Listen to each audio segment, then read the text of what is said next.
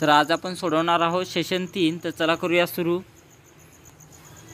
तर बघा, सगळ्यात पहिले आपल्याला लॅबवर क्लिक करायचं आहे आणि त्यानंतर आपल्याला टायपिंगची प्रॅक्टिस करायची आहे इथून, आणि तिथून स्टार्ट एक्झामवर क्लिक करा। पहिले टायपिंग सोडवायचं आहे, नेक्स्ट बटनावर क्लिक करा आणि याच्यामध्ये तुम्ही काही टाईप केलं तरी काही प्रॉब्लेम नाही आहे, जे ते टाईप करा। त्यानंतर सेव्ह करायचं आहे, नेक्स्ट करा, कन्फर्म करा आणि यामध्ये बघा एंड एक्झाम टाकून आपल्याला कन्फर्म करून घ्यायचं आहे। त्यानंतर याच्यातनी नॉलेज चेक सोडवायचं आहे, इथून स्टार्ट एक्झामवर क्लिक करा।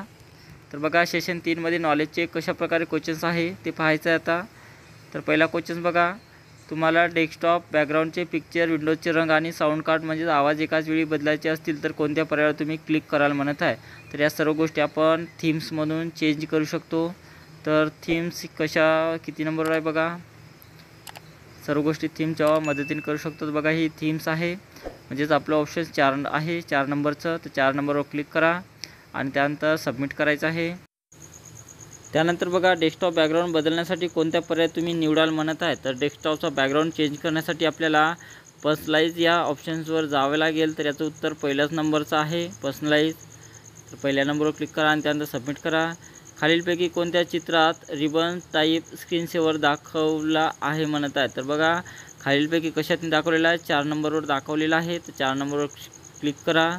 खालीलपैकी कंट्रोल पॅनलमधील कोणती कॅटेगरी तुमच्या आवडीची फोटो डेस्कटॉप बॅकग्राऊंडला ठेवू शकते म्हणत आहे। तर आपण कशातून ठेवू शकतो, सर्व गोष्टी पर्सनलाइजमधून ठेवू शकतो। तर याचं उत्तर बघा पर्सनलायझेशन आहे आणि ते 4 नंबरवर दिलेलं आहे।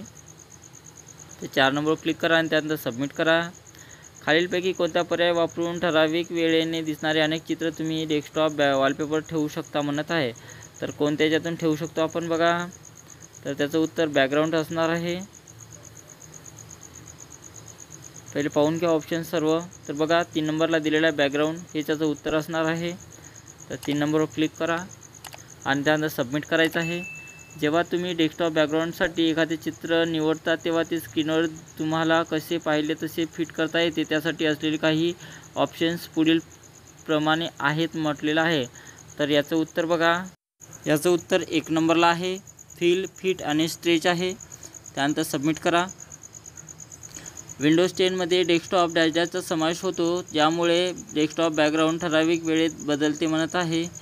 तर याचं उत्तर स्लाइड शो आहे। व्यवस्थित वाचून घ्या। स्लाइड शोवर क्लिक करायचं आहे, याचं उत्तर स्लाइड शोच आहे। त्यानंतर सबमिट करा। त्यानंतर डॅश एक प्रोग्राम आहे, ज्यामुळे ठराविक वेळेत जर काही इनपुट मिळाले नाही तर कॉम्प्युटरच्या स्क्रीनवर एक चित्र, ॲनिमेशन किंवा फक्त रिकामा स्क्रीन दिसतो म्हणत आहे। तर त्याला आपण स्क्रीन सेव्हर म्हटले जाते। तर याचं उत्तर स्क्रीन सेव्हर आहे। त्यानंतर जर तुमची संगीत, बॅकग्राऊंड, रंग आणि माऊस कर्सर यांची काही सध्या चालू थीम असेल तर तुम्ही ती डॅश करणे थीमच्या यादीत दिसायला लागेल म्हणत आहे। तर त्याला आपण सेव्ह म्हटले जाते। सेव्हवर क्लिक करा आणि त्यानंतर सबमिट करायचं आहे। पेंट वापरून पुढील गोष्टी करता येतात म्हणत आहे। तर पेंट वापरून आपण काय करू शकतो, तर त्यामध्ये बघा आपण चित्र एडिट करू शकतो। त्यानंतर सबमिट करा। अशा प्रकारे आपलं सर्व सोडवणं झालेलं आहे। एंड एक्झाम टाका आणि त्यानंतर कन्फर्मवर क्लिक करायचं आहे आणि शेवटचं सेशन कंप्लीशन टेस्ट सोडवायचं आपल्याला। स्टार्ट एक्झामवर क्लिक करा, त्यानंतर बघा नेक्स्ट बटनावर क्लिक करायचं आहे। नेक्स्ट बटनावर क्लिक करा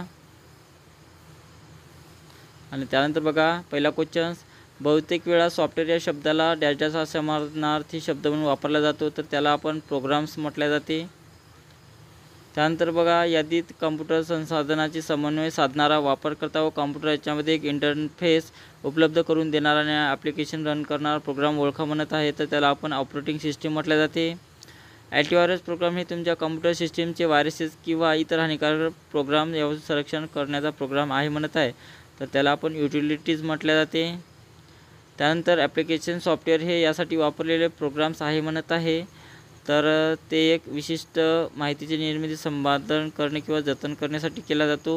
अशा प्रकारे आपलं सेशन कंप्लीशन टेस्ट सोडवणं पूर्ण झालेलं आहे आणि त्यामध्ये SIMवर क्लिक करा आणि याच्यामध्ये एंड एक्झाम हे नाव टाकायचं आहे आणि बघूया आपल्याला किती मार्क मिळालेले आहे। तर बघा, आपल्या सेशनमध्ये पूर्णपैकी पूर्ण मार्क मिळालेले आहे।